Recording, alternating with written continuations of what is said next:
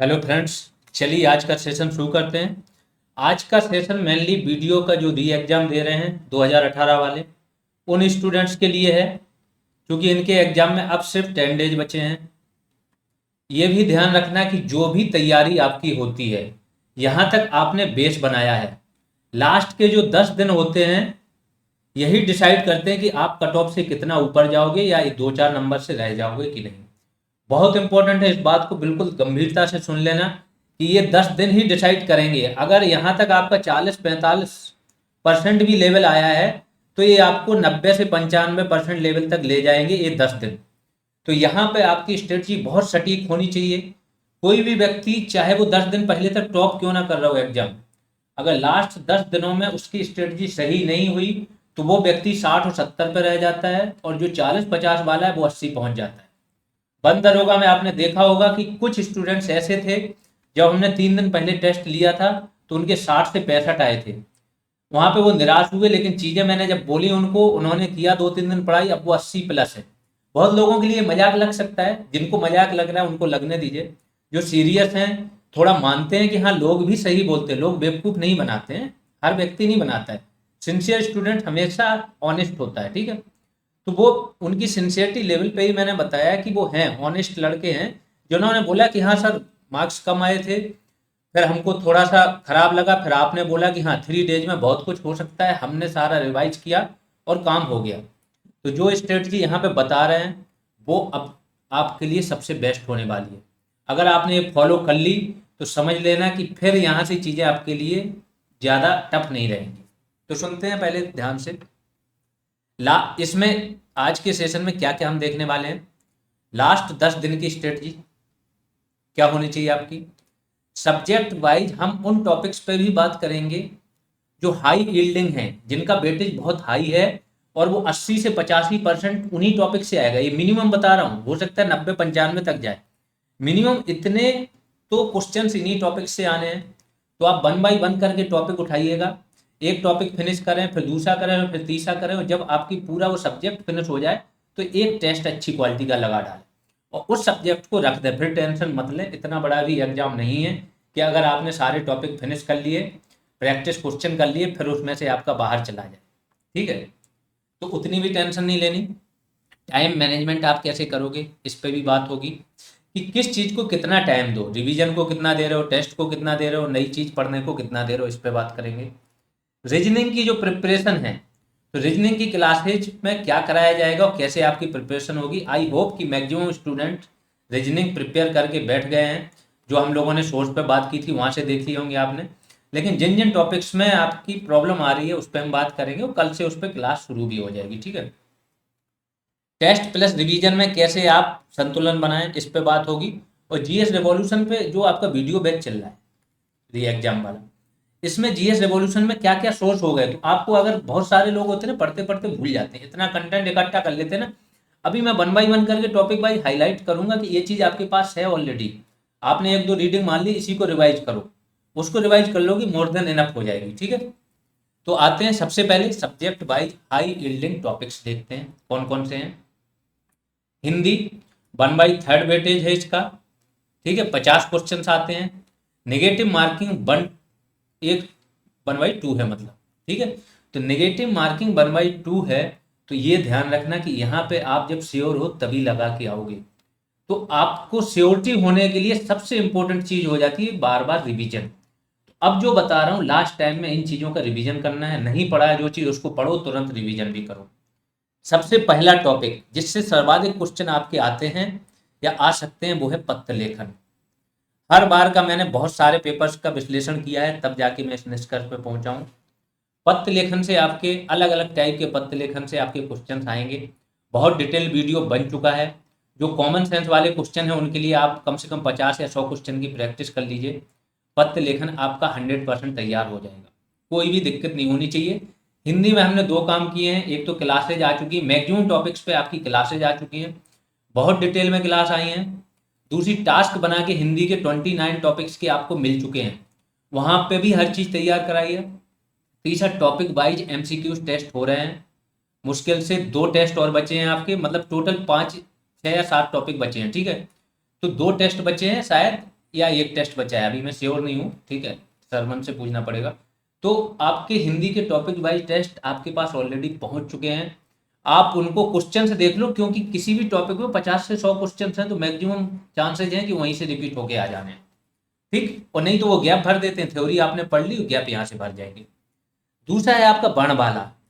वर्णमाला से आपके 4 से 5 क्वेश्चंस आते ही आते हैं हर पेपर में, मैंने ऐसा देखा है, ये इनका रहा है। वर्णमाला बहुत अच्छे से करना, ये भी आपका हाई यील्डिंग टॉपिक है। तो एक टॉपिक उठाओ, 1 से 2 घंटे के लिए बैठ जाओ, वो टॉपिक बहुत बेस्ट तरीके से फिनिश हो जाएगा। जब जब आपने बिल्कुल ना पढ़ा हो तब की बात कर रहे हैं, और जिसने पढ़ लिया है उसको रिवीजन करने में मुझे लगता है 30 मिनट लगना है एक टॉपिक को। फिर अगला है तत्सम, तद्भव, देशज, विदेशी, ये चारों मिला के इससे भी 5 से 6 क्वेश्चन, 5 तो मिनिमम आते ही आते हैं, ठीक है। तो ये भी आपका हाई यील्डिंग टॉपिक है। फिर संज्ञा, सर्वनाम, विशेषण, क्रिया और अव्यय, सबसे एक एक क्वेश्चन उठा लो आप, तो 5 या 6 क्वेश्चन इससे भी आते हैं, ठीक है। किसी से 2 क्वेश्चन भी आ जाते हैं कभी कभार, तो ये डिस्ट्रीब्यूट होता रहता है, बट इस सारे मिला के बहुत छोटे छोटे, बहुत ज़्यादा नहीं। संज्ञा, संज्ञा के भेद, सर्वनाम, सर्वनाम के भेद, विशेषण, विशेषण के भेद, एग्जाम्पल, क्रिया। थोड़ा सा देखने में लगेगा कि लेंदी हो रहा है, बट आप देखोगे कि एक बार पढ़ लिया, दूसरी बार रिवीजन कर लिया तो बहुत ईजी है ये जो टॉपिक बता रहे हैं ना, ध्यान रखना, अगर कल से पढ़ने बैठो तो एक टॉपिक, एक सब्जेक्ट उठाओ, पहले तो हिंदी, इसको फिनिश करना है, इसको फिनिश करना है, तो टॉपिक उठाओ, देखो ये टॉपिक फिनिश हो गया, उसको टिक मार के आगे बढ़ लो। ऐसे करके एक तो आपको ये मिल जाएगा कि हाँ हमारा सिलेबस कंप्लीट हुआ कि नहीं।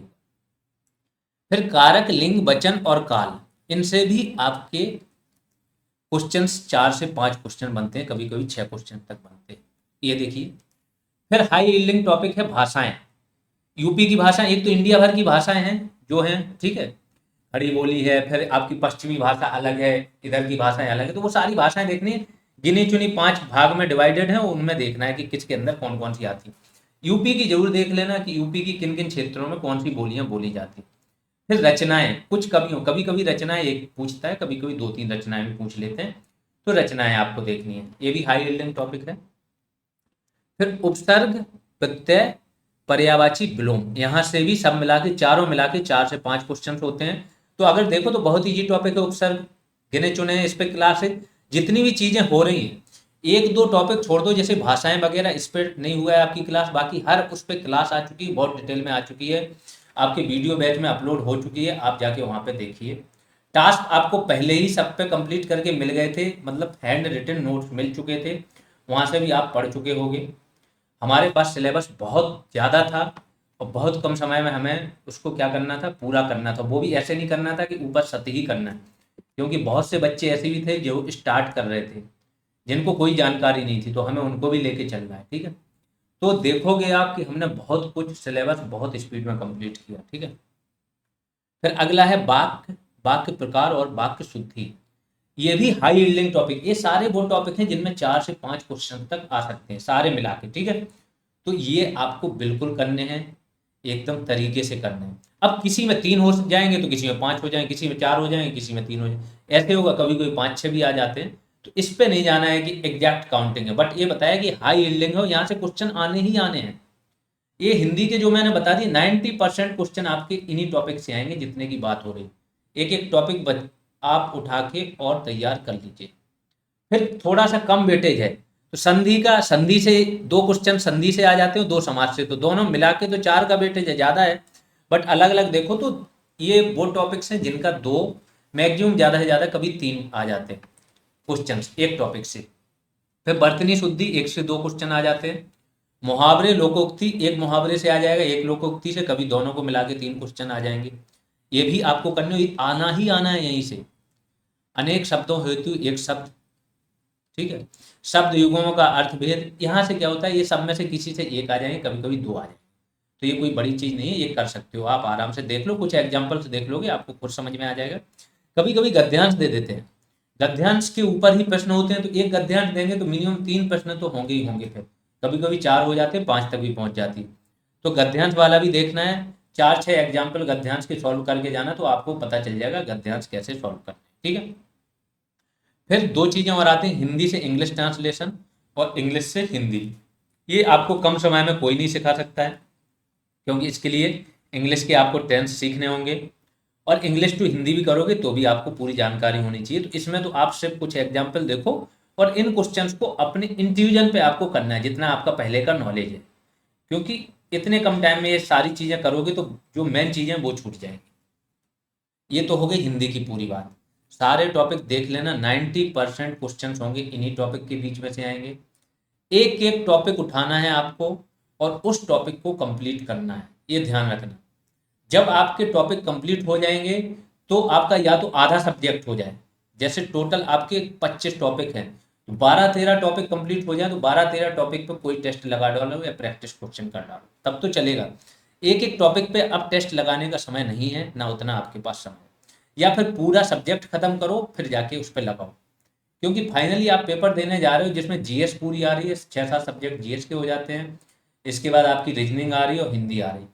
तो आपको अपना लेवल बढ़ाना तो होगा ना। जैसे मैं एक किसी टीचर का बोल रहा था कि वो 70वां क्वेश्चन सॉल्व करा रहे थे, एक व्यक्ति बोला सर थोड़ा बेसिक से पढ़ाइए, उसने सीधा समझा दिया कि बेसिक से हम तो पढ़ा देंगे लेकिन आपका जो एग्जाम हो रहा है उसमें वो आएगा नहीं, तो क्या मतलब यहाँ पढ़ के। तो आपको भी अपना लेवल बढ़ाना होगा, जहाँ कंपटीशन है तो वहाँ पे क्या करना होगा, पढ़ने के आपको आवर्स बढ़ाने होंगे, फिर खुद का भी हर जगह ये नहीं सोच सकते सर 2-2 टॉपिक करा दीजिए। अब समय नहीं है ना एक एक 2-2 टॉपिक कराने का। टॉपिक वाइज टेस्ट का जब समय था तब आपको मिल रहे थे। अब तो सिंपल सा है कि पूरा एक बार पढ़ने बैठो, एक एक टॉपिक से शुरू करो लेकिन पूरा सब्जेक्ट खत्म करो। अगर आपने एक रीडिंग पहले कर ली है तो 8 से 10 घंटे में आप एक सब्जेक्ट पूरा खत्म कर सकते हो। चलिए दूसरा आते हैं जनरल स्टडीज पे। बहुत इंपॉर्टेंट है, फिर से कौन कौन से सेक्शन पे आपको फोकस करना है। जो भी व्यक्ति चाहे वो इधर से बैच लिया हो उन्होंने, चाहे नहीं लिया हो, इस स्ट्रेटजी को फॉलो कर लेंगे। वो देखेंगे कि अगर उन्होंने इस स्ट्रेटजी के हिसाब से रिवीजन भर कर लिया तो देखेंगे कि 80 से 90% पेपर उन्होंने जो लास्ट 10 दिन में किया उसके अंदर से आ गया। ठीक है। अब कंप्यूटर में आपके 4 से 5 क्वेश्चन आने ही आने हैं। कंप्यूटर की 2 से 3 पीडीएफ बहुत डिटेल में और बड़े कॉन्साइज फॉर्म में आपको दे दी गई थी, उसको आप लोग पढ़ ही चुके हैं। तो बस कंप्यूटर को आपको देखना है कि कंप्यूटर से आपका क्वेश्चन रॉन्ग ना हो। ठीक है। फिर आते हैं यूपी स्पेशल। यूपी स्पेशल में क्या है, एक तो यूपी स्पेशल प्लस यूपी का करंट बहुत इंपॉर्टेंट है, 9 से 10 क्वेश्चन आते हैं। यहाँ पे हमने क्या किया था, यूपी स्पेशल को डिवाइड किया था 15 टॉपिक्स में। 15 टॉपिक्स में डिवाइड किया था और इसको टास्क बनवा के आपको प्रोवाइड करा दिए गए थे बिल्कुल स्टार्टिंग में ही। 3-3 4-4 पेज के एक एक नोट था एक एक टॉपिक पे। आई होप कि अब तक आप लोग याद कर चुके होंगे वो। दूसरी चीज, जो क्लासेज आई हैं आपकी ज्योग्राफी और ज्योग्राफी के साथ यूपी स्पेशल पे कम से कम 10 वीडियोज हैं उसमें, तो वहां से भी आपका यूपी स्पेशल खत्म हो गया। तो 2 तरीके से यूपी स्पेशल खत्म हुआ है। जिसने भी किया होगा उससे बाहर नहीं जाएगा। अगर आपने जो टास्क आपको प्रोवाइड कराए गए थे वो कंप्लीट कर लिए, प्लस ये वीडियोज कंप्लीट कर लिए, और जो करंट कराया गया वो कंप्लीट कर लिया। आज मैंने जो करंट के कुछ डाले थे, ठीक है, यूपी स्पेशल में इससे बाहर नहीं जाएगा। ठीक है।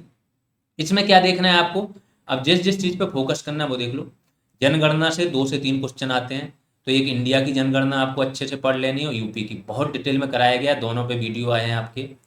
कृषि पे, सिंचाई पे, लोक नृत्य पे, यूपी की है ये सारी चीज़ें। जनगणना, यूपी की कृषि, यूपी की सिंचाई, यूपी के लोक नृत्य, नाट्य गीत, यूपी के फेमस स्थान, मेले, यूपी के नदियाँ, फेमस स्थान ध्यान रखना, कभी कोई 2-2 3-3 4-4 क्वेश्चन आ जाते हैं। कोई दरगाह पूछ लेंगे ये कहाँ है, कोई मेला पूछ लेंगे ये मेला कहाँ लगता है ना, किस हेतु, धातु कर्म हेतु ये फेमस कौन सा स्थान है।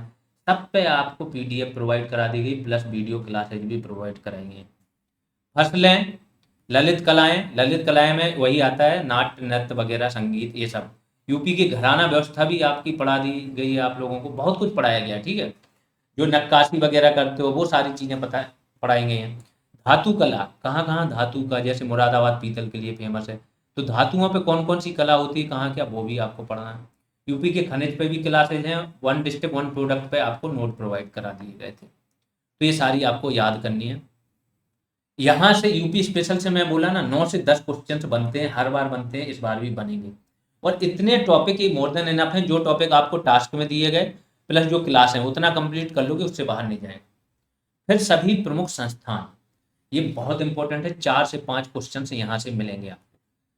अब किस किस चीज से रिलेटेड संस्थान है, कृषि, कृषि उपज, कृषि का विपणन, जो बेचते हो ना कृषि, उससे संबंधित, जैसे एफसीआई वगैरह हो गए ये सब। ठीक है। कृषि से संबंधित जो भी विश्वविद्यालय हैं विश्वविद्यालय हैं या इंस्टीट्यूशनल हैं, जैसे करनाल में डेयरी उद्योग है, डेयरी विश्वविद्यालय है, डेयरी संस्थान, तो वो सारी चीजें आपको याद होनी चाहिए एक एक, जो भी कृषि से रिलेटेड है। अगर कोई करंट में उनकी रैंकिंग निकली है टॉप पे, तो वो भी याद, ये करंट की नॉर्मल बुकों में नहीं करते हैं, तो आपको सर्च करना है, गूगल करना है, कृषि जो विद्यालय है विश्वविद्यालय उनकी रैंकिंग, उन्हें कोई अवार्ड मिला है हाल ही में तो वो आपको देख लेना है, ये सब गूगल करके आपको देखना है, ठीक है। फिर खाद्य संबंधी जो भी संस्थान है वो देख लें, फूड संस्थान जो है ना, वो देख लें, FSSAI और भी जो है, ग्रामीण विकास संबंधी जो है नाबार्ड वगैरह, ये भी आपको सारे संस्थान उनसे रिलेटेड जो भी चीज़ है, इस पे वैसे बना के आपको टास्क दे दिया गया, सब पे ऑलमोस्ट कवर होगा। जो चीज़ आपको लगेगा कि ये चीज़ रह गई है वो आप कवर कर लें, ठीक है। अब आते हैं इतिहास। इतिहास में देखो एंशियंट, मिडाइवल और मॉडर्न, ये दोनों बहुत बेस्ट तरीके खत्म हुई। मैंने देखा जितने भी क्वेश्चन आ रहे हैं इनमें से अगर जिसने भी तरीके से पढ़ लिया होगा इससे बाहर नहीं जाएगा। मॉडर्न भी आपकी चल रही है, डेली 2 क्लासेज तो मिनिमम मॉडर्न की आ रही हैं, ज़्यादा क्लासेज इसलिए नहीं दे रहे कि फिर वो लेंदी हो जाएगा, ठीक है। तो 2-2 करके नेक्स्ट 5 से 6 दिन में आपकी मॉडर्न खत्म हो जाएगी। मॉडर्न को उस पर्पज से यूज करो कि जैसे रिवीजन भी हो रहा है आपका और सारी चीज़ें एक जगह मिल रही हैं, तो एक बार तो मॉडर्न की क्लास देख लेना, कोई भी हो, ठीक। तो एंशियंट, मिडाइवल और मॉडर्न, क्योंकि हिस्ट्री से मैंने ये देखा है कि कोई भी फिक्स नहीं बोल सकते हो कि एंशियंट से कितने क्वेश्चन आएंगे, मिडाइवल से कितने आएंगे, मॉडर्न से किस टॉपिक से कितने आएंगे, बहुत ब्रॉड है। इसलिए मैंने बोला था कि हिस्ट्री और पॉलिटी इस तरीके से कराएंगे कि आप यूपी PCS तक भी देने जाओ, आपका क्या हो, आपको ये ना लगे कि बाहर से आ गया। बहुत इंपॉर्टेंट था, हमने कराया। आप हम देख रहे हैं पुराने क्वेश्चन कि आपके ऑलमोस्ट क्वेश्चन इसी से ही आ रहे हैं जो हमने कराया। पॉलिटी तो एक भी क्वेश्चन गलत नहीं होने वाला, ध्यान रखना। सेम हिस्ट्री का है कि बहुत कम एक आध क्वेश्चन ऐसा मिलेगा जो बाहर से आएगा, आपके सब इसी से आ जाएंगे। और ये आप लोगों को एज दे देगा, जो भी पढ़ाया गया ना PDF दे दी गई। अब जिन्होंने क्लास कर ली वो सिर्फ PDF से रिवीजन करें, या तो प्रिंट करा लो या हैंड रिटन, मोबाइल और लैपटॉप से पढ़ने का आप समय गया, ठीक है। आगे आते हैं ज्योग्राफी। ज्योग्राफी से बहुत क्वेश्चन आते हैं, ध्यान रखना 8 से 9 क्वेश्चन आते हैं। अगर GS में सबसे ज्यादा वेटेज है तो ज्योग्राफी का, वो भी फैक्चुअल ज्योग्राफी। कॉन्सेप्ट बड़े छोटे छोटे आते हैं, अगर एक आध क्वेश्चन कोई कॉन्सेप्ट से आए तो जैसे अक्षांश, देशांतर, टाइम जोन, प्लेट टेक्टोनिक में बोल देगा कि ये जो भूकंप है वो कैसे आता है, तो प्लेटों के संचलन, ये सारी चीज़ों का बहुत बार जिक्र हुआ है जिन्होंने क्लासेज देखी होंगी। तो मुझे लगता है कोई भी कॉन्सेप्ट पूछेगा, अगर क्लास जिसने सुनी होगी उससे बाहर कॉन्सेप्ट नहीं जाएंगे अगर एक क्वेश्चन आएगा तो। फिर भारत तथा विश्व की पूर्ण ज्योग्राफी, इस पे हमने क्या किया था, टास्क दे दिए थे आपको बनवा के, कम से कम नहीं तो 20 भारत और विश्व की ज्योग्राफी पे है। उसके अलावा 20 के लगभग क्लासेज आई हैं आपकी, हर एक उस पे, नदियां पे अलग, पठार पे अलग, पर्वत पे अलग, जो भी ज्योग्राफी हो सकता है, घास के मैदानों पे अलग, जहाँ पे ज्वालामुखी पे अलग आई हैं आपकी क्लासेज। इसके बाद जो जलधाराएं उस पे अलग आई हैं, जो गर्म और ठंडी वायु राशियां उस पे अलग। हर एक चीज ज्योग्राफी हमने कवर की है, इंडिया की प्लस वर्ल्ड की। मुझे नहीं लगता है कि अगर आपने ज्योग्राफी में जो टास्क हैं वो प्लस जो क्लासेज हैं वो कंप्लीट कर ली, ज्योग्राफी आपकी बाहर नहीं जाएगी। तो यहाँ पे भी आपकी सारी चीज़ें हो रखी हैं, इसलिए हम टॉपिक वाइज कर रहे हैं कि बहुत सारे स्टूडेंट्स क्या है ना, वो कंफ्यूजन में हो जाते हैं। और जब वो कंफ्यूजन में रहते हैं ना, वो इतना बल्क में मटेरियल इकट्ठा कर लेते हैं, कोई चीज़ रिवाइज करके नहीं जाते हैं, लास्ट में क्या होता है, कोई काम नहीं आता, जो आपने पुराना पढ़ा वो भी नहीं, और लास्ट में पछताते हो कि सर आया तो सब यहीं से था लेकिन पढ़ा नहीं था। वो नहीं करना है, 10 दिन बचे हैं, बहुत टाइम है। 1 डे 1 सब्जेक्ट, ये स्ट्रेटजी बनाइए। एक सब्जेक्ट का फुल रिवीजन कीजिए, 1 दिन लगाइए फुल, और कुछ नया है तो 2 घंटे एक्स्ट्रा एफर्ट लगाइए। ये अपनी नींद में से भी 2 घंटे निकालिए, बट वो 2 घंटे एक्स्ट्रा निकालना है अगर नया पढ़ना है। लेकिन 1 डे 1 सब्जेक्ट ये पूरा रिवीजन कर ही लेना है और तरीके से फिनिश करना है। अब आते हैं इंडियन पॉलिटी पे। इंडियन पॉलिटी से 4 से 5 क्वेश्चन आते हैं, जो आपकी क्लासेज करा दी गई वो इतनी ब्रॉड हैं कि आप उससे UPSC भी देने जाओगे तो UPSC में भी 70% क्वेश्चन आप यहाँ से करके आ जाओगे। अगर UPSC लॉ की ओर नहीं मुड़ता जो करंट में मुड़ रहा है तो सारे क्वेश्चन यहीं से हो जाते हैं। तो इंडियन पॉलिटी बहुत शॉर्ट फॉर्म में कराई है, बहुत कम ड्यूरेशन है, 17 क्लासेज हैं, आधा आधा घंटे की, तो ऑलमोस्ट सब यहीं से आ जाएगा। कुछ नहीं करना, पॉलिटी में तो जो पढ़ाया गया वो रिवाइज कर लो, पॉलिटी और हिस्ट्री में जो पढ़ाया गया वो रिवाइज कर लेना, मोर देन इनफ हो जाएगा, ध्यान रखना। इकोनॉमिक्स में मैंने देखा कि इकोनॉमिक्स में आपके कॉन्सेप्चुअल आ रहे हैं तो बड़े ही छोटे छोटे कॉन्सेप्ट आ रहे हैं, बहुत ज़्यादा ब्रॉड कॉन्सेप्ट नहीं आ रहे हैं। उनकी बात आई थिंक जो कॉन्सेप्चुअल वीडियो था ऑलमोस्ट कवर हो गए हैं। कुछ में टर्म्स में अगर दिक्कत है तो आप लोग एक बार एक पेज पे लिख के देना, मैंने पहले बोला, या तो ग्रुप में डाल दो, उन टर्म्स पे एक क्लास आ जाएगी, वो एक ही क्लास में सारे टर्म्स में डिफाइन कर दूंगा किसको क्या बोलते हैं, कैसे बोलते हैं। ठीक। इकोनॉमिक्स में बजट यूपी का इंडिया का बहुत इंपॉर्टेंट है, यहाँ से क्वेश्चन बनेंगे इकोनॉमिक समरी पे, आर्थिक समीक्षा, क्योंकि बजट से बहुत क्वेश्चन अब यूपी स्पेशल की तरफ जो भी है आयोग मुड़ रहे हैं, तो ये चीज में क्वेश्चन का वेटेज बढ़ सकता है, इसमें चूक मत करना, फिर मैं बोल रहा हूँ। और बजट पे बहुत डिटेल वीडियो आ चुका है, यूपी के बजट पे मैंने करंट में जो कराया था, यूपी का बजट भी बहुत डिटेल में कराया था, और आपका इंडिया का बजट भी कराया था, तो वो वीडियो देख लेना, शायद पार्ट 3 में है, वो ध्यान से देख लेना। ठीक है। देशों में कृषि उत्पादन देख लें, कृषि उत्पादन में राज्यों का एक तो स्थान देख लें, कौन से राज्य फर्स्ट सेकंड थर्ड हैं, और देश में भारत का स्थान देख लेना कृषि उत्पादन में, कि कौन सा देश पहले फर्स्ट है और भारत कौन से नंबर पे, ये चीज आपको देखनी पड़ेगी। खनिज उत्पादन भी देख लेना, एक्सपोर्ट इंपोर्ट का डेटा देख लेना, कि अगर किसी चीज में एक्सपोर्ट में भारत नंबर बना बना वो देख लेना, टॉप 3 भारत जहां से आयात करता वो देख लेना, और टॉप 3 भारत जिनको निर्यात करता वो देख लेना। ठीक है। ये सारी चीजें आपको देख लें, बड़ी ही सिंपल सी वही रहते हैं। भारत जिसको निर्यात करता है उसमें अमेरिका रहेगा, फिर शायद यूएई रहेगा, फिर और रहेगा एक, अमेरिका यूएई चाइना यही है टॉप 3 में, ये रहते हैं।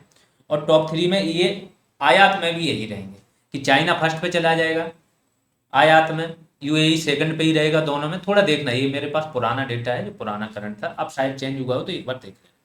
कॉन्सेप्चुअल क्लासेज इकोनॉमिक्स में आपकी हो चुकी हैं, तो मुझे लगता है किसी कॉन्सेप्ट में अगर दिक्कत है तो वो टाइम्स अगर आप लोग बताओगे तो हम कर देंगे, ऐसे पूरी इकोनॉमिक्स का अभी समय नहीं है कि कुछ भी आपको करा दिया जाए रैंडमली नहीं।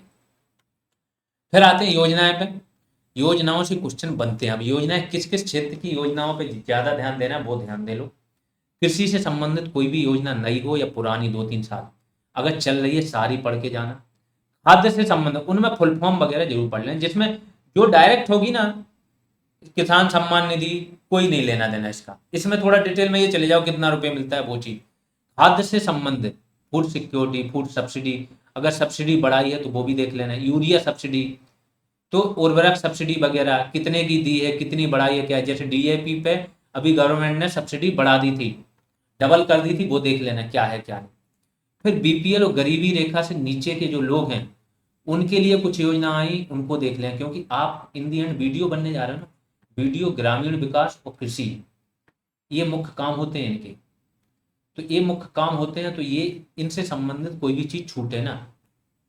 सामाजिक न्याय क्या होता है, सामाजिक न्याय होता है जो वंचित वर्ग होते हैं उनसे संबंधित योजना, उनके उत्थान के लिए, जैसे आपके एससी एसटी हो गए, इनसे संबंधित योजना देख लें, विकलांग से संबंधित देख लेनी है आपको योजना, महिलाओं से संबंधित देख लेनी है। ठीक है, इनसे संबंधित आपको योजनाएं देखनी है, अगर कोई स्पेसिफिक योजना आई है, जैसे हाल ही में स्माइल योजना आई थी जो भीख मांगते हैं उनके लिए, जो किन्नर होते हैं उनके लिए। ठीक है, तो ये सब आपको देखना है। महत्वपूर्ण तिथि दिवस स्थान जो करंट न्यूज में रहे हैं ये भी आपको पढ़ने हैं, वैसे टास्क में ये सारी चीजें आपको दे दी बना के आपके पास पहुंच भी गई। आगे चलते हैं, करंट अफेयर्स बहुत इंपॉर्टेंट। करंट अफेयर्स मैंने देखा कि किसी क्षेत्र विशेष से नहीं पूछे जाते हैं, रैंडमली पूछे जाते हैं, खेल से भी हो सकते हैं, किसी राज्य ने कोई योजना शुरू की, किसी राज्य ने कोई नई पहल की, वहां से भी है। तो करंट आपको हर जगह से देखना है, और हमने करंट आपका अप्रैल तक का तो दे ही दिया था, फिर अप्रैल के बाद मंथली करंट अफेयर्स आपको प्रोवाइड करा दिए गए। आई थिंक उसमें कवर हो जाना चाहिए, अगर उतना आप कवर करके चल रहे हो तो करंट आपका कवर है। यूपी स्पेशल भी पीडीएफ आपको प्रोवाइड करा दी गई। ठीक है, तो अनेक राज्यों से संबंधित डेटा है करंट अफेयर्स में। ठीक है, विविध, विविध में मतलब कोई क्षेत्र विशेष से संबंधित करंट नहीं है, करंट आपको ओवरऑल पूरा पढ़ना पड़ेगा। अब आते हैं रीजनिंग पे। देखो रीजनिंग अभी तक इसलिए नहीं हुई क्योंकि हमारा मुख्य फोकस था जीएस और हिंदी पहले कवर हो जाए। रीजनिंग तो बहुत सारे स्टूडेंट शुरू से ही बोल रहे थे कि सर रीजनिंग मत कराइए, रीजनिंग हम पढ़ लेंगे या पढ़ के आए हैं कहीं से, लेकिन जब हमने बोला था कि जब ये चीज़ें हमारी कवर हो जाएंगी तो फिर हम रीजनिंग पे भी आएंगे। तो रीजनिंग की हम शुरुआत में वो टॉपिक उठाएंगे। अब इसमें वो नहीं बताएंगे हाई यील्डिंग फैक्ट्स, क्योंकि 11-12 टॉपिक ही हैं जिनसे मैक्सिमम आपके क्वेश्चन आते हैं, तो इसमें हाई यील्डिंग जैसा कुछ नहीं है। इसमें तो हम वो देखेंगे कि जिन टॉपिक से हम शुरुआत करने वाले हैं, 16 जून से आपकी क्लासेज रीजनिंग की आएगी। कल अगर सब कुछ रहा सही रहा तो कल आपकी पहली क्लास आ जाएगी। ठीक है, इसमें हम पहला टॉपिक यही कथन निष्कर्ष, कथन तर्क और कथन धारणा, इनसे रिलेटेड काम करेंगे, और इस पे आपकी एक अच्छी समझ बनाने की कोशिश करेंगे कि बहुत बेहतरीन समझ बन जाए, फिर इससे रिलेटेड क्वेश्चन गलत ना हो। ठीक है, तो रीजनिंग का ये है। फिर कैलेंडर पे कुछ स्टूडेंट्स ने बोला ब्लड रिलेशन, DI है ना, DI वगैरह आती है तो उस पर देखेंगे, ये तो अच्छे से करा देंगे। मिसिंग नंबर सीरीज वगैरह, इससे तो हम 1 बाई 1 करके वो बता रहे हैं कि जिन टॉपिक्स पे अभी हमारा ध्यान रहेगा उन पे क्लासेज आएंगी। कोशिश रहेगी डेली रीजनिंग की 1 क्लास आए, जिस दिन छोटा टॉपिक हुआ ज़्यादा टाइम मिलेगा 2 क्लास आएंगे, तो कम से कम नहीं तो जो मेजर टॉपिक्स हैं उन पे क्लास आ जाएं। मॉडर्न की आपकी ऑलरेडी 4 क्लासेज पढ़ चुकी हैं, दो क्लासेज पर डे आ रही हैं। मॉडर्न का यूज आप सिर्फ इसलिए करो, मुश्किल से 5 या 6 दिन में मॉडर्न और रीजनिंग के मेजर टॉपिक फिनिश हो जाने चाहिए। 4-5 दिन आप रिवाइज कीजिए और जाइए एग्जाम दीजिए, यही फंडा रहने वाला है। हाँ, जो टॉपिक वाइज MCQs हैं वो आपके कल समाप्त हो जाएंगे हिंदी के। वो हमने इसलिए जल्दी समाप्त किए हैं कि अब क्या होगा, आपको सब्जेक्ट दिया जाएगा 16 के बाद 17 तारीख से आपको क्या दिया जाएगा, एक सब्जेक्ट। आप उसको फुल रिवाइज कीजिए, दिन भर रिवाइज कीजिए और उस पर कोशिश रहेगी कि एक 100 मार्क्स का या 100 क्वेश्चन का टेस्ट हो जाए सब्जेक्ट का। अगर आपके सब्जेक्ट फिनिश है ना, तो फिर चीज़ें एग्जाम में उसी के अंदर से ही आएंगी, वो काम हो जाएगा। तो जो ओवरऑल में पढ़े हुए हैं ना, तो रिवीजन नहीं कर रहे हैं, थोड़ा सा उनका दिमाग भटका हुआ है, उन लोगों को मैं इतना ही बोलूँगा कि आप थोड़ा सा अपने आप को स्थिर करो, समझो क्या है। अगर आपने किसी चीज़ के 10 पार्ट हैं और 1 बाई 1 करके सारे पार्ट खत्म कर दिए तो उसी में से ही आएगा। एक साथ आप 10 खाने के चक्कर में पढ़ोगे तो जो चीज़ आपका कमजोर है वहाँ ध्यान ही नहीं दोगे, क्योंकि जो आपका स्ट्रॉन्ग चीज़ है ना वहाँ से मन भर लोगे कि 70 नंबर 75 नंबर तो आ ही गए, 75% तो आ ही गया मेरा, है ना। वो नहीं करना है आपको, जो वीक टॉपिक है उस पर ज़्यादा ध्यान देना है, ऐसे करके फिनिश करते चलो, ठीक। जो आपकी मजबूत हो गया, जो टॉपिक अच्छे से फिनिश हो गया, वो उसमें तो मार्क्स आप गेन कर ही रहे हो, उसमें खुश होने का अभी क्या कोई वजह बनती नहीं है। जो वीक है उस पर वर्क करो, ठीक है। तो इस तरीके से रीजनिंग की बात हो गई है। अब आते हैं मेन कि आपकी स्ट्रेटजी क्या होनी चाहिए, टाइम मैनेजमेंट क्या होना चाहिए, डेली कितने घंटे। तो देखो, एग्जाम ब्रॉड है, पोस्ट अच्छी हैं, लेवल एग्जाम का अच्छा होगा, पिछली बार भी लेवल अच्छा था, इसलिए नेक्स्ट 10 दिन 10 घंटे तो आपको पढ़ना ही पढ़ना है। जो लोग बोलते घर पे रहते हैं ये काम आता है वो काम आता है, ये दिक्कत है वो दिक्कतें आपकी हम सुन लेंगे, कोई और सुन लेगा, क्या आयोग सुनेगा आपकी दिक्कत। पेपर दे के आ जाओगे, अगर आपके बंदरोगा में आज 73 74 हैं जनरल में हो अगर आप, तो आपको कहीं ना कहीं मन में दुख होगा ना। अगर आप 77 76 77 होते या और ऊपर होते, 80 के आसपास होते, तो क्या वो दुख होता। और खुद से सोचो कि शायद ये 73 74 से 80 जाने में मुश्किल से 2 दिन की और एक्स्ट्रा पढ़ाई लगती। वही जहाँ पे आप सिली मिस्टेक कर गए उसको एक बार और देख लिए होते सारे टॉपिक्स को, तो सिली मिस्टेक्स नहीं होती। तो ये चीज़ें भूलो मत। गलती करना बड़ी चीज़ नहीं है, जो आदमी गलती नहीं करता वो नया नहीं सीखता, लेकिन बार बार गलती दोहराना ये होती मूर्खता। मूर्ख आदमी की आज के इस कंपटीशन में जगह नहीं है। गलती करो बट एक बार जो गलती हो गई सीखो, और उसको क्या करना है आपको दोबारा दोहराना नहीं। तो यहाँ इतना टाइम तो आपको देना ही देना है। अगर आप किसी जॉब में हो, छुट्टी लेने की कोशिश करो, छुट्टी ले लो। एग्जाम ये भी बढ़िया है, हो सकता है कि लास्ट में पछताना पड़े, आप इसको लाइटली ले रहे हो कि कुछ नहीं होगा इसमें तो होगा नहीं, नहीं, अपने आप को सीरियसली लो, महत्व दो। 10 दिन बहुत होते हो, पहले भी जो आपने पढ़ा है उसका महत्व है, सिलेक्शन आपका हो सकता है टॉप मार्क्स भी आप गेन करो। तो अगर एग्जाम दे रहे हो तो सीरियसली दो, और सीरियसली देना है तो टाइम दो, कम से कम 10 घंटे देने हैं। रिवीजन को अब टाइम आपका सबसे ज़्यादा जाना चाहिए। जो लोग ये काम नहीं करेंगे वो सिली मिस्टेक करके आएंगे, फिर बता रहा हूँ। और कंपटीशन केवल 4 और 5 मार्क्स में होता है लास्ट के, उसके आसपास तो बहुत लोग पहुंच जाते हैं। जो कट ऑफ होता है ना आसपास, तो कम से कम नहीं तो 4 से 5 गुने लोग पहुंचते हैं कट ऑफ के आसपास। लेकिन जो कट ऑफ पार करना होता है वहाँ 1 गुना ही चाहिए, जितना चाहिए उतना। तो बहुत इंपॉर्टेंट है कि वो 4-5 मार्क्स को आप क्रॉस करो, इसलिए लास्ट टाइम में रिवीजन बहुत जरूरी है। 4 से 5 घंटे, अगर 10 घंटे आप पढ़ रहे हो तो 4 से 5 घंटे सिर्फ रिवीजन होना चाहिए। कोशिश करो कि एक इसका पोर्शन मॉर्निंग में हो 2 से 3 घंटे का, बाकी आप दिन में रख लो, ठीक। 2 से 3 घंटे अगर अभी चूंकि क्लासेज जो लोग कर रहे हैं, नहीं कर रहे हैं तो रिवीजन में ये टाइम दे देना। अगर आप क्लासेज कर रहे हो तो 2 से 3 घंटे न्यू क्लासेज को आप देना। मॉडर्न मैं बोलूँगा देख लेना, शायद मॉडर्न में आपको बहुत फायदा हो जाए इससे, ठीक। 1 से 2 घंटे आप टेस्ट और प्रैक्टिस को दो, बस, इससे ज़्यादा नहीं। जो लोग सिर्फ दिन रात टेस्ट दे रहे हैं ना, अगर आप रीजनिंग की प्रैक्टिस कर रहे हो तब तो मैं मान भी सकता हूँ, नहीं तो ये बेवकूफ़ी मत करो। बेवकूफ़ी में कुछ नहीं रखा है कि आप टेस्ट टेस्ट दे रहे हैं, उनके क्वेश्चन रट रहे हैं, उनके आंसर रट रहे हैं, ये वो कर रहे हैं। इससे अच्छा वो टॉपिक फिनिश करो। एक टेस्ट दिया, पता चल गया ये टॉपिक हमारा वीक है, ये पोर्शन वीक है, उस पर वर्क करो, फिर से जाओ कॉन्सेप्ट पे। बराबर टेस्ट दे के वहां से क्वेश्चन कलेक्ट करना ना, आपको वही एवरेज स्टूडेंट बना के रखेंगे और वही आपका तरीका रहेगा, तो फिर मार्क्स अच्छे नहीं आएंगे। डाइट अपनी अच्छी बनाओ, मेहनत तभी होती है जब डाइट अच्छी हो, ये ध्यान रखना। डाइट में बड़े छोटे छोटे से डाइट होने चाहिए, एक बार में जो खा लेते हैं ना भर के, उनसे ना पढ़ाई होती है और ना उनके दिमाग में चढ़ता है, आलस आता है, वो नहीं करना है। खाना आप 4 या 5 बार में हल्का हल्का करके खाओगे ना, बहुत फायदा मिलेगा। जितना आपको भूख लगी ना उससे हल्का सा कम खाओगे ना, पढ़ाई बहुत अच्छी होती है। जितनी भूख लगी उससे हल्का सा कम, ठीक है। इसके बाद अगर आप फिजिकल प्रिपरेशन कर रहे हो बंद दरोगा की, तो ये 10 दिन अगर आप नहीं भी जाओगे ना कोई दिक्कत नहीं, या फिर 30 मिनट ही जाओ, उससे ज़्यादा मत करो, कोई फर्क नहीं पड़ता है। बंदर होगा में अभी आपके फिजिकल में कम से कम 2 मंथ आपको मिलने वाले हैं, तो इस एग्जाम को मत बिगाड़ो। अगर आप दे रहे हो तो 10 दिन इस चीज़ को ऐसे मत करो कि ये चीज़ आपके इस एग्जाम को अफेक्ट कर जाए, ठीक है। लाइट फूड लेना है, फ्रूट्स वगैरह ऐड कर सकते हो, कुछ नहीं, हल्के से फ्रूट ऐड कर सकते हो, ज़्यादा खर्च नहीं होता है, कर सकते हो। जूस वगैरह ऐड कर सकते हो। थोड़ा सा कोशिश करो कि प्रोटीन इंटेक बढ़ जाए, आपकी जो डाइट है ना उसमें ऐसी चीज़ें शामिल करो कि प्रोटीन आपको कम से कम, जो आपका वेट है, बॉडी वेट है, उतने ग्राम प्रोटीन आपको मिले, तो काम करने के घंटे अपने आप बढ़ जाएंगे, दिमाग भी अच्छा चलेगा, ठीक। रिवीजन जो मैंने बार बार बोलता हूँ, आप कितना भी पढ़ लो, जो व्यक्ति 60% पढ़ाई करके जाते हैं ना, लेकिन उसको इतना दोहरा के जाते हैं ना, उनके नंबर 70 और 75% अपने आप हो जाते हैं।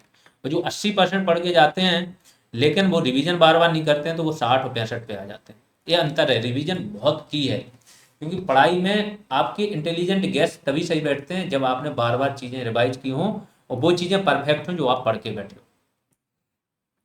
और रिवीजन सिर्फ प्रिंटेड है, रिवीजन कैसे करना है, कुछ लोग क्या है ना मोबाइल से ही करते हैं। आप सीरियस हो कि नहीं, आप सोचो, आप एग्जाम गवर्नमेंट जॉब की तैयारी करने जा रहे हो, गवर्नमेंट जॉब देने जा रहे हो, ये फाइनल स्टेज है, यहाँ से आपको सीधी मिल जाएगी, कुछ और तो है नहीं। तो फिर आपको ये सीरियस होना पड़ेगा कि आप जो चीज़ में जहाँ खर्च है वो खर्च करना पड़ेगा, जो जहाँ से आपका भविष्य बन सकता है। वहां पे आदमी तैयार हो जाएगा कि जहाँ पे कोई रिश्वत देना है ना कुछ करने के लिए, वहां 1 लाख 2 लाख की व्यवस्था कर ले, लेकिन अपने ऊपर खर्च नहीं करेगा। लास्ट टाइम में ये चीज करनी है आपको कि या तो आपने हैंड रिटन नोट्स बनाए हो उससे आप रिवीजन करो, या फिर आपने प्रिंट करा लिए हो वो नोट, वहां से रिवीजन करना है। सॉफ्ट कॉपी से रिवीजन नहीं होता है, वीडियो देख के रिवीजन नहीं होता। हाँ, वीडियो केवल उसके लिए देखो, पुराने वीडियो, कि अगर आपकी समझ नहीं बन पाई हो, कॉपी से नहीं समझ पा रहे हो, सिर्फ और सिर्फ प्रिंटेड नोट होने चाहिए आपके पास, या हैंड रिटन खुद के होने चाहिए।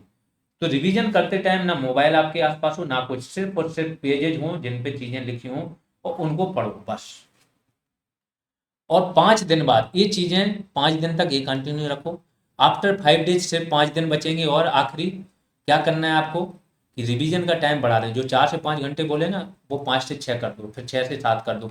रिवीजन का टाइम बढ़ाते जाओ, और जो दूसरा टाइम बचा हुआ टाइम दो वो सिर्फ और सिर्फ रीजनिंग प्रैक्टिस को देना। रीजनिंग में एक टॉपिक पे आप अगर जितनी भी मैक्सिमम प्रैक्टिस कर लोगे, अगर एक टॉपिक पे आपने हर टॉपिक पे 50 क्वेश्चन सॉल्व कर लिए, नहीं आया तो उनका सॉल्यूशन देखा और फिर से सॉल्व किया सेम क्वेश्चन, तो आपकी रीजनिंग में बेस्ट मार्क्स आ जाएंगे, ये ध्यान रख लेना। तो प्रैक्टिस का टाइम रीजनिंग को दो।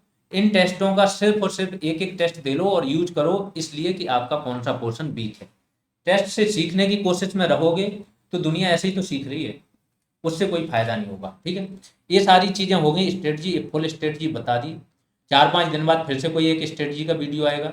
जो लोग फिजिकल की प्रिपरेशन कर रहे हैं उनके लिए फिजिकल प्लस मेडिकल स्टैंडर्ड जो बंदर हो गए, उस पर भी 1-2 दिन के अंदर एक वीडियो आ जाएगा। हम कोशिश कर रहे हैं थोड़ा सा टाइम निकले तो हम इस पे एक्सपर्ट लोगों से बात हो चुकी है, थोड़ी और होगी, डिटेल में आपको वीडियो दें, ठीक है।